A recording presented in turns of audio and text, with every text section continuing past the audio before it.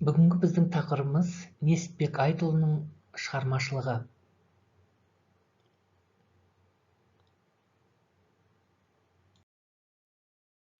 Н.Айтұлы шығармашылығымен бүгін танысамыз, балалар.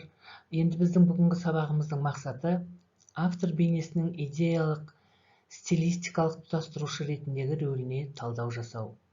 Негізінен бүгін біз осы Н.Айтұлының шығармашылығы қандай тақырыпта қалам тартқан, соған тоқталамыз.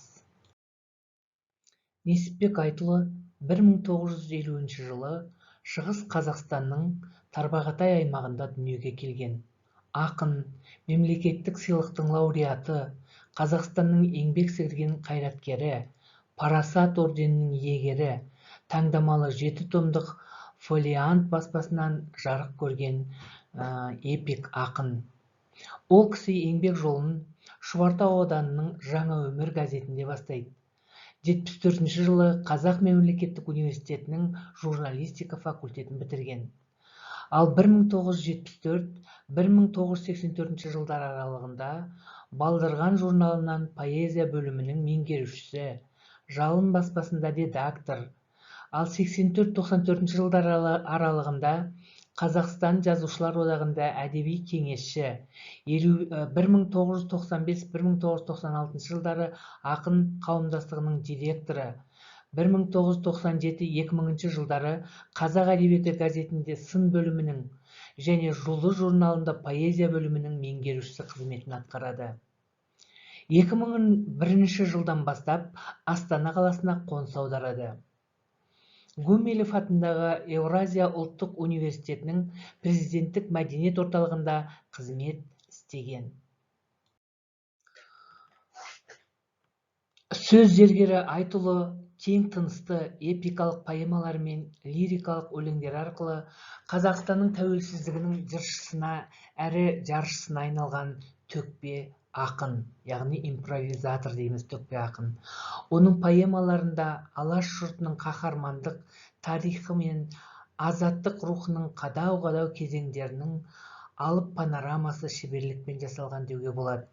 Н.Айтұлы Сардар, Ту, Наурызбай, Жалаңтөс, Шақантай батыр туралы, Бердіқожа, Төлегетай секілді поэмаларында азаттық үшін жан пида еткен біртуар ерлердің галереясын сомдайды. Яғни, жаңағы Шақантай батыр бүгінгі күнде Шұбартау ауданының Шоқан Уәлиханов, яғни Қосағаш ауылында жерленген. Мінекей сол жерде мазары бар.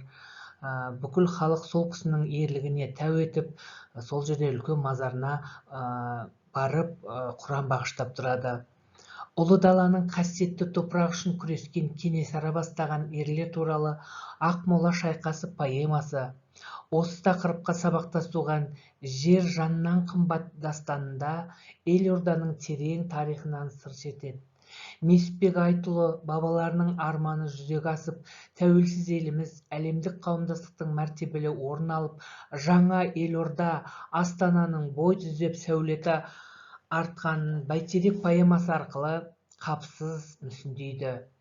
Ақынның суреттеуінде Бәйтерек елорданың ғана емес, бүкіл қазақ елінің арман мұратын әйгілеген тәуелсіздігіміздің асқақ миуалы мұнарасы ретінде суреттеледі. Жаңа біз сіздерге Айтұлы төкпе ақын және батырларға арнап керемет поэмалар жазғанын, тәуелсіздігімізге байланысты Бәйтерек поэмасын жазғанын айттық. Сонымен қоса осы Айтұлының өлеңдеріне ән жазылған екен.